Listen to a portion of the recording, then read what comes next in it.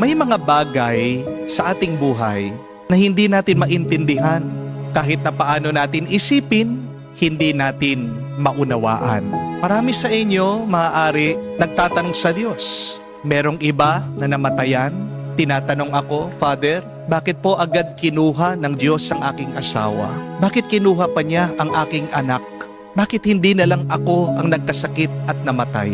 Meron ding iba na nadidepress, nagtatanong, Father, bakit kaya ako pinagpalit ng aking mister?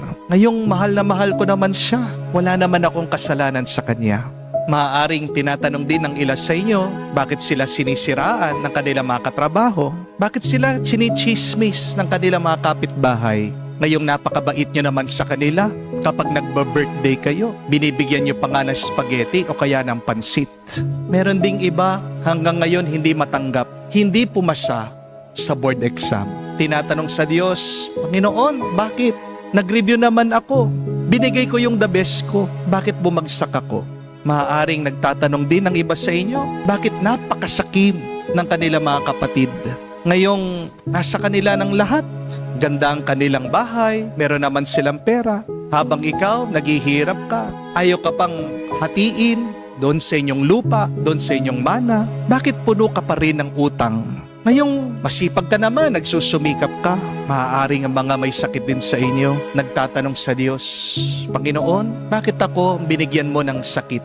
Ngayong pala simba naman ako, wala naman akong ginagrabyadong tao. Bakit nga ba pinapasakit ng Diyos ang ating mga ulo sa mga problema na hindi natin maintindihan? Pamukha sa ating nabasang ebanghelyo, hindi daw maintindihan ng kanyang mga alagad ng ating Panginoong Hesukristo yung kanyang sinasabi. Bakit ba binibigyan tayo ng Diyos ng mga problema na hindi matarok ng ating mga kaisipan?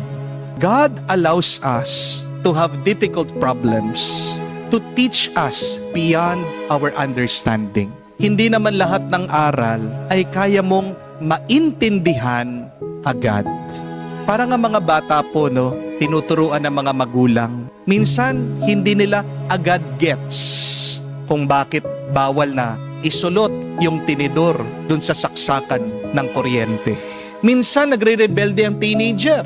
Nagtatanong siya, bakit bawal makipagjowa bago ang graduation? Maaaring ang isang bata, mahilig sa laro, nagtatanong, bakit kailangan niyang umuwi kapag nagdilim na? Pero kalaunan, kapag tanda natin, lahat ay magiging malinaw din sa atin. Hindi po ba? Kapag tumanda na ang bata, doon lang niya nauunawaan. Lahat ng turo sa kanya noon na hindi niya naiintindihan ay nakakabuti pala sa kanya. At ganyan din pagdating po sa Panginoon. Kapatid, tandaan mo, hindi dahil hindi mo maintindihan, dapat huminto ka na, dapat sumuko ka na. Kahit nalilito ka, magpatuloy ka. Because when you continue, the way will present itself. When you continue, you will discover the answer. Just take one step at a time. Paunti-unti, magiging malinaw din ang lahat.